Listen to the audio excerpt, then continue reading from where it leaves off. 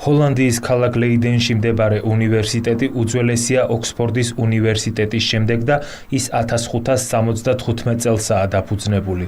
უნივერსიტეტი ქალაქის ცენტრში, თეთრი ვარდების ქუჩაზე, მდინარის პირას მდებარეობს.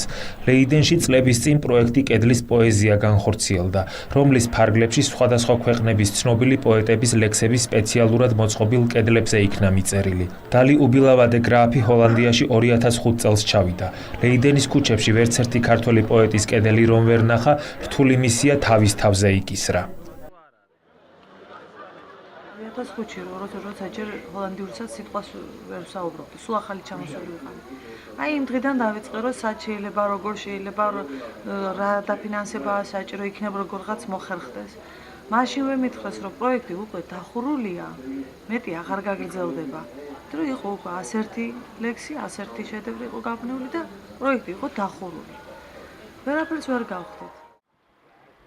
თუმცა დალი უბილავას მცდელობამ წლების შემდეგ შედეგი მაინც გამოიღო და ყველასთვის მოულოდნელად ლეიდენის ცენტრში, უნივერსიტეტის წინ ქართული პოეზიის კედელი გაიხსნა.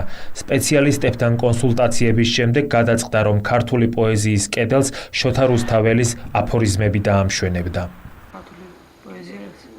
ჩემგან ამით მე ახალს არაფერს არ ვიტყვი ამით, რომ ნამდვილად არის ღირსეული, შეეჭვი არავის ეხარება, რომ იყოს ამ პროექტის ფარგლებში წარმოდგენილი ჰოლანდიაში, კონკრეტულად ლეიდენში.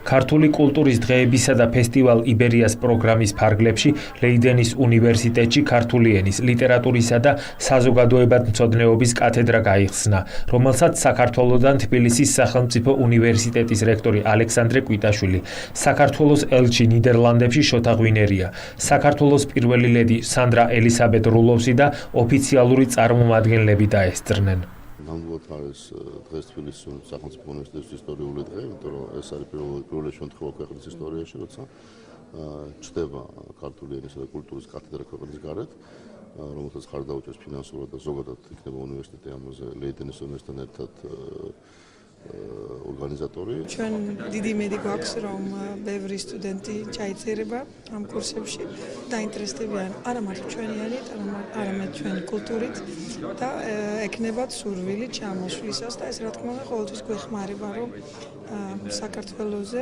იყოს უფრო მაღალი ცნობიერება, რომ ჩვენი ქვეყანა უფრო ცნობილი გახდეს. არაერთი ჰოლანდიელი ცდილობს ქართული ენის შესწავლას. ლეიდენის უნივერსიტეტში კი უკვე ქართული ენისა და საქართველოს შესახებ მასშტაბური ინფორმაციის მიღებაა შესაძლებელი.